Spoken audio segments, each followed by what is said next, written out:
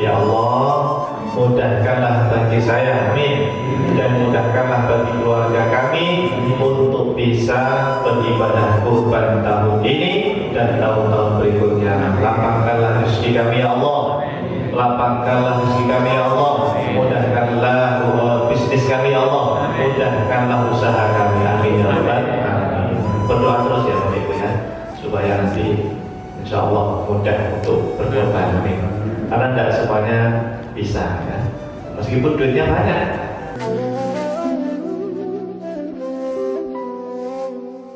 Saya langsung akan masuk ke bagian tentang amalan-amalan sunnah yang ada di bulan Dzulhijjah. Sebetulnya amalan sunnah itu nanti ada yang wajib, ada yang sunnah.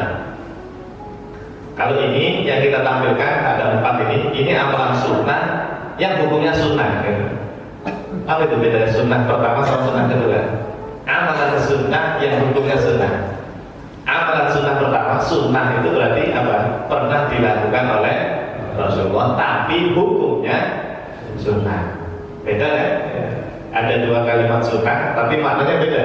Amalan sunnah yang hukumnya sunnah. Karena nanti ada apa? Amalan sunnah yang hukumnya wajib. Ada apa? Bulan Dzulhijjah itu ada amalan sunnah, amalnya Nabi, tapi hukumnya wajib. Apa? Yang boleh sunnah ya, nomor 4.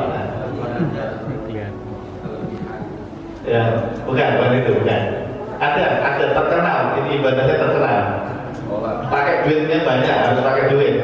Haji, ya, itu ibadah.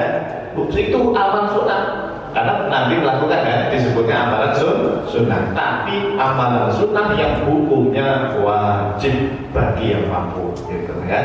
Tapi hingga kita masukkan di sini, kita bahas. Kita hanya membahas amalan-amalan sunnah yang hukumnya sunnah. Nah ini dihafalkan dulu, nanti kita terangkan dalil-dalilnya ya. Satu apa? Memperbanyak puasa sunnah. Yang kedua, memperbanyak zikir kepada Allah Subhanahu wa ta'ala. Yang ketiga, mengerjakan sholat sunnah Idul Adha. Dan yang keempat, menyembelih hewan kurban. Nah ini sunnah semua ini hukumnya ya, sunnah semua. Baik, kita mulai dari yang pertama. Untuk puasa sunnah, Bapak Ibu, sebetulnya baginda Rasulullah SAW pernah melakukan puasa itu selama 9 hari. Hadis sahih riwayat Imam Abu Dawud. Ini an ba'di azwajin Nabi sallallahu alaihi wasallam qala. Dari sebagian istri-istri Nabi sallallahu alaihi wasallam, mereka pernah berkata, ya, enggak disebutkan nama istrinya siapa. Karena Rasulullah sallallahu alaihi wasallam, bahwa Rasulullah sallallahu alaihi wasallam itu yasumu, pernah berpuasa. Tis'a, bahasanya perhatikan, Tis'a Dzulhijjah. Ini bukan hanya tanggal 9 Pak. Kalimat Tis'a itu maksudnya 9 hari. Jadi Nabi pernah puasa 9 hari di bulan Dzulhijjah. Imam An-Nawawi, seorang ulama besar madzhab Syafi'i, memberikan penjelasan tentang hadis ini Pak. Kata beliau, di antara puasa sunnah yang hukumnya sangat dianjurkan adalah puasa sejak tanggal 1 sampai 9 Dzulhijjah. Nah, mudah-mudahan jamaah mengamalkannya ya, sejak kemarin hari Sabtu pekan lalu sampai nanti hari Ahad, itu 9 hari ya. Bisa ya sahabat ya, mudah-mudahan semuanya melakukannya. Kalau tidak sempat misalnya, maka jangan lewatkan puasa yang di tanggal 9, berarti besok ya, hari Arafah. Disebutnya puasa Arafah. Disebutnya apa? Puasa Arafah tanggal 9 Dzulhijjah. Baginda Nabi Muhammad Rasulullah SAW bersabda, "Siyamu yaumi Arafah, puasa hari Arafah, ahtasibu 'ala Allah, aku berharap, aku memohon kepada Allah, an yukaffiras sanata allati qablahu, agar Allah mengampuni dosa 1 tahun yang lalu, wassanata allati ba'dahu, dan 1 tahun yang akan datang." Hadisnya sahih Pak, sahih Muslim. Berarti yang puasa Arafah besok ini dia dapat keutamaan dosa 2 tahun dihapus ya. Enak ya, dosa 2 tahun, 1 tahun lalu dan 1 tahun yang akan datang ya. Dan puasa Arafah, Pak, saya ingatkan, tidak harus bertepatan dengan orang yang haji sedang wukuf di Arafah. Tidak harus bertepatan dengan itu. Ya, tidak harus ya. Sekarang informasinya para hujjaj, orang yang haji di Mekah itu wukufnya hari ini. Ya, wukufnya hari ini. Arafah di sana di Arab Saudi di Mekah itu hari Sabtu. Berarti mereka lebarannya hari Minggu, besok hari Ahad. Kalau kita di Indonesia itu tidak harus mengikuti waktu yang di sana. Kata para ulama, ikuti waktu di masing-masing negara kalian. Kalau tanggal 9 Dzulhijjahnya ya kita ini hari Ahad, ya wes puasa Arafah kita itu ya besok. Tidak harus tepat dengan yang wukuf di Arafah. Dan itu ada dalilnya, Pak. Rasulullah SAW itu dulu pernah puasa ketika di Madinah, ya, di Madinah. Karena Arafah itu kan di Mekah. Ketika di Madinah, Nabi itu pernah puasa tanggal 9 Dzulhijjah. Tanggal 9 Dzulhijjah, kan puasa apa namanya? Itu padahal waktu itu belum ada orang wukuf di mana Arafah. Belum ada waktu itu. Belum ada orang haji di Arafah. Tapi Nabi puasa. Nah, ini menjadi dalil kata ulama, puasa Arafah itu tidak harus ada orang wukuf di Arafah. Nah, yang penting itu tanggal 9 Dzulhijjah bagi setiap negara, itu aja ya. Cuma ini nanti pasti ada khilafiyah juga, pasti ya. Ada yang bilang, oh pokoknya harus ikut sama. Ya udahlah, itu khilafiyah ya. Ya, beda matlak. Setiap negara itu ada matlak ya, ada waktu-waktu tertentu. Termasuk waktu sholat aja kita beda kan dengan Mekah. Mau sholat zuhurnya persis dengan yang di sana, atau sholat isya-nya kayak waktu sana. Berarti di sini udah malam banget ya. Beda. Makanya setiap tempat kata para ulama ada matlaknya masing-masing. Baik, jangan dilewatkan ya puasa yang tanggal 9. Terus amalan yang kedua. Yang kedua adalah memperbanyak zikir kepada Allah Subhanahu wa Ta'ala. Rasulullah SAW, Bapak Ibu sekalian, ketika beliau menyebutkan tentang keutamaan 10 hari pertama di bulan Dzulhijjah, baginda menambahkan fa'akthiru fihinna minat tahlili wal takbiri wal tahmid. Dalam hadis yang lain disebutkan lebih lengkap lagi. Ada subhanallah walhamdulillah wala ilaha illallah wallahu akbar. Ya. Jadi intinya memperbanyak zikir ya. Sering-sering zikiran gitu aja. Tidak hanya setelah sholat. Anda berangkat kerja, pulang kerja ya, dalam kendaraan, dalam perjalanan itu jangan lupa berbanyak apa? Zikir. Subhanallah walhamdulillah wala ilaha illallah wallahu akbar. Tambahkan wala haula wala quwwata illa billahil aliyyil azim. Itu diulang-ulang terus ya. Baca sholawat juga boleh, istighfar juga boleh. Intinya berbanyak apa? Zikir kepada Allah Subhanahu wa Ta'ala. Siap ya? Nah, insya Allah sudah dilakukan. Ini orang-orang soleh semua yang soleh. Baik, satu lagi tentang zikir takbiran. Ini sering kita ingatkan setiap menjelang Idul Adha. Tiap tahun kan kita ingatkan bahwa Idul Adha itu ada 2 model takbiran. Ya, dicatat ya, boleh dicatat, diingat-ingat. Ada 2 model takbiran, 2 macam takbiran untuk Idul Adha. Yang pertama namanya takbir mursal. Ya, namanya apa? Takbir mursal, disebutnya istilahnya mursal, nanti saya terangkan. Yang kedua takbir muqayyad. Ya, muqayyad. Apa bedanya? Takbir mursal yang nomor 1 yang pertama itu takbir yang dibaca setiap detik, Pak. Enggak putus-putus, tidak terikat dengan waktu sholat. Pokoknya kapanpun dibaca. Nah, yang ini khusus sejak terbenamnya matahari maghrib malam hari raya sampai kapan? Sampai pagi harinya kita sholat. Setelah itu nggak ada takbiran lagi. Ini namanya takbir apa? Mursal, yang dibaca setiap detik. Anak-anak remaja di masjid Allahu Akbar, Allahu Akbar, Allahu Akbar, sampai malam kan dibaca terus. Itu namanya mursal, nggak terikat pakai waktu sholat ya.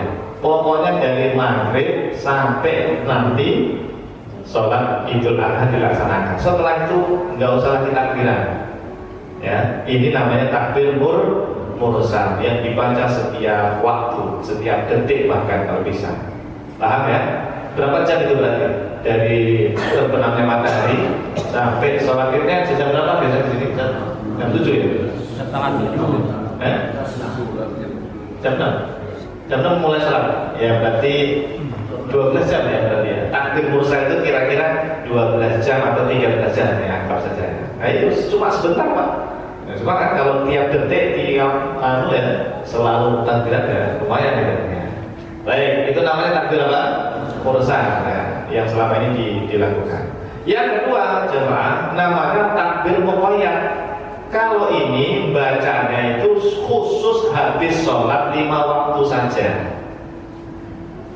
Habis salam kanan kiri, imam masjid, imam musola, itu sebelum istighfar 3 kali, zikiran 3 kali, ngajak jamaah makmumnya untuk apa? Takbiran. Ini namanya muqayyad, memang khusus dibaca habis sholat 5 waktu. Namanya apa? Takbir muqayyad. Dan takbir muqayyad ini beda dengan yang mursal tadi. Kalau mursal tadi kan cuma 12 jam kira-kira ya, dari terbenamnya matahari sampai sholat Idul Adha. Kalau yang muqayyad, yang tiap habis sholat, sejak kapan sampai kapan? Yuk. Nah, dilihat tuh. Ini kitab Madzhab Syafi'i Pak. Imam Syafi'i dan juga para ulama Syafi'i yang lainnya mengatakan, bahkan ini mayoritas ulama, bahwa takbir yang habis sholat itu mulainya adalah sejak subuh hari Arafah. Berarti besok kita kan hari Arafah besok ya bagi kita itu tanggal 9 Dzulhijjah. Imamnya jangan lupa habis sholat subuh takbiran dulu sebelum tidur istighfar. Duhurnya siangnya juga takbiran lagi. Itu belum lebaran itu Pak, belum kan? 1 hari sebelum lebaran. Makanya jamaah masyarakat jangan kaget. Belum takbir, belum hari raya udah takbiran. Nah ini keliru nih memahaminya ya. Nggak apa-apa karena ini namanya takbir muqayyad. Memang begitu. Dimulainya itu 1 hari sebelum lebaran, yaitu sejak subuh hari Arafah itu ya. Sampai kapan nanti berakhir kan? 3 hari setelah lebaran, namanya hari tasyrik, berarti ba'da asar hari terakhir.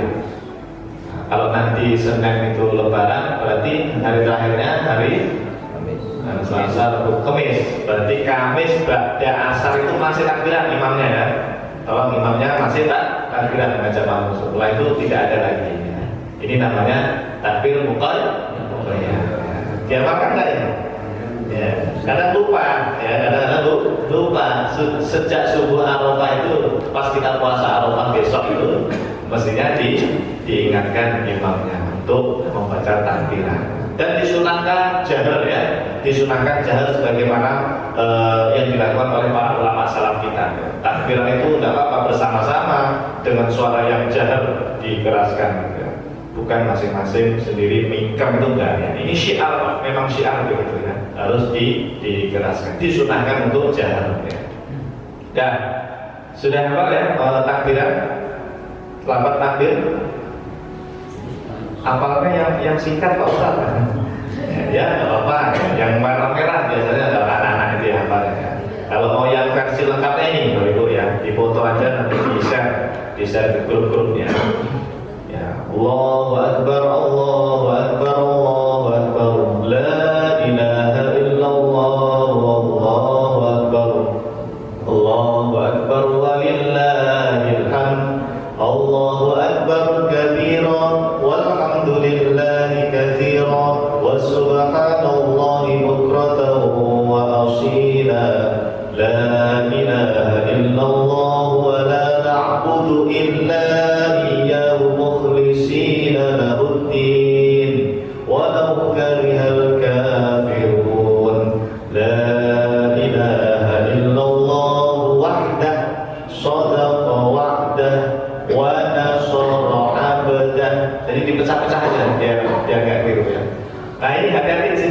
wa a'azza jundahu wa hazamal ahzaba wahdah.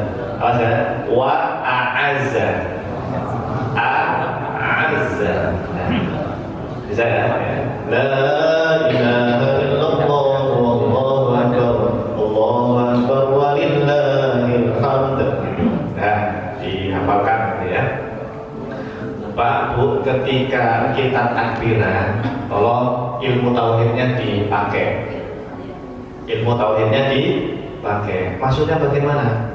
Anda pas mengucap Allahu Akbar itu bukan meyakini bentuknya Allah besar, awas, bukan. Ya, sudah saya terangkan itu dalam kajian tauhid.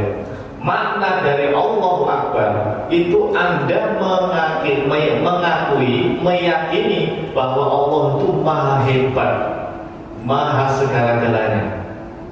Ya, ibarat kata kalau kita mengakui sesuatu itu, gitu. Ada kalimat wah, ya. Luar biasa, gitu kan? Ya. Maka ketika Anda mengagumi kekuasaan Allah, kehebatan Allah, ya jemaah, itu bahasa Arabnya Allahu Akbar. Jadi tanamkan dalam hati itu Allah itu luar biasa. Allahu Akbar, Allahu Akbar, Allahu Akbar. Itu nikmat zikirnya. Betul-betul mengagungkan Allah. Beda dengan sebagian orang, Pak. Allahu Akbar, Allah bentuknya besar sekali, Allah bentuknya besar sekali. Alhamdulillah, itu bukan akidah Ahlussunnah, bukan akidah ulama salaf itu. Hati-hati. Allah Akbar itu bukan Allah bentuknya besar, ya awas. Allah itu maha suci dari bentuk dan rupa, ya kan? Sudah kita pelajari kan sifat mukhalafatuhu lil hawadits. Lupa? Enggak ya? Itu dibuka lagi pelajarannya itu. Mukhalafatuhu lil hawadits itu Allah itu maha berbeda dengan segala sesuatu yang ada. Laisa kamitslihi syai'un wa lam yakul lahu kufuwan.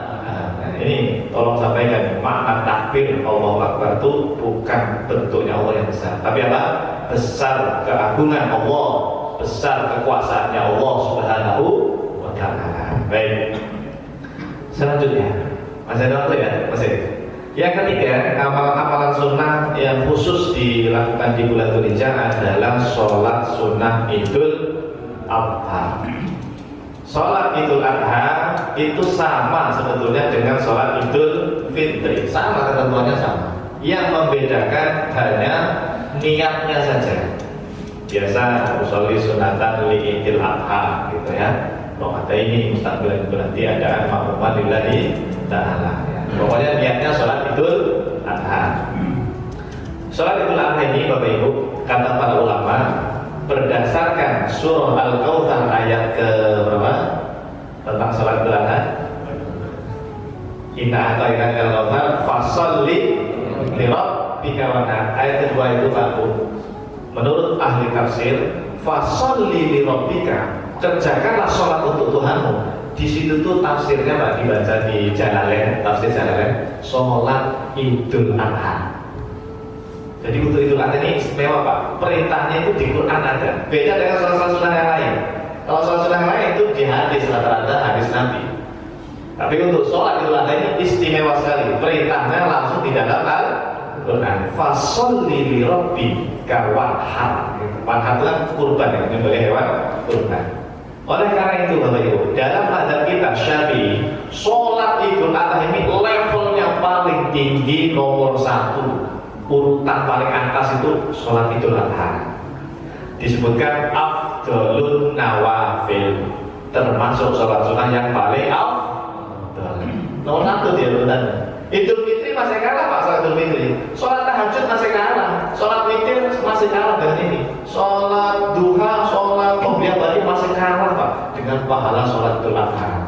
Dia levelnya nomor 1. Ya. Kita dulu pernah kata ya. Pernah ya sholat sunnah itu ada berapa ya? 30-40 macam sholat sunnah. Ternyata level yang nomor 1 paling tinggi apa? Sholat Idul Adha. Ini mazhab Imam Syafi'i.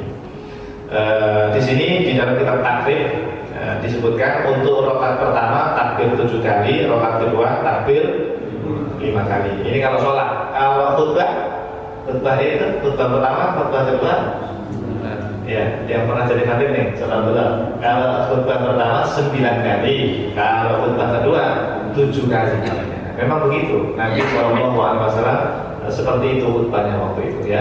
Di khutbah pertama 9 kali, khutbah kedua 7 kali. Tapi kalau sholat di rakaat pertama 7 kali, rakaat kedua 5 kali. Ya. Oh ya, saya jadi ingat. Untuk rakaat pertama takbir 7 kali itu kapan? Apakah kita Allahu Akbar, niat itu Allahu Akbar takbiratul ihram, langsung takbir 7 kali, atau Allahu Akbar takbiratul ihram, doa iftitah dulu baru takbir 7 kali? Mana yang benar? Doa iftitah dulu takbir 7 kali, atau takbir 7 kali dulu baru doa iftitah? Ya, masih ingat kan? Dulu. Takbir 7 kali dulu, ya. Baru doa iftitah. Benar? Ayo. Doa iftitah dulu, baru takbir 7 kali. Takbir dulu. Masya Allah. Istilahul ulama. Para ulama beda pendapat. Ulama itu lahir. Layar. Lupa ya? Kalau itu lupa ya? Karena sholatnya setahun 2 kali ya.